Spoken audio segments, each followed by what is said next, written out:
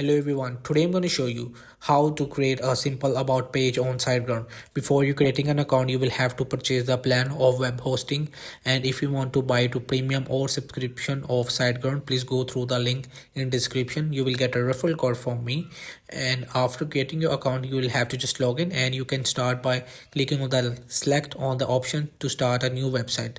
So just tap on it and simply click select in the WordPress section, and the next procedure is when you are ready setting up your login details, click continue.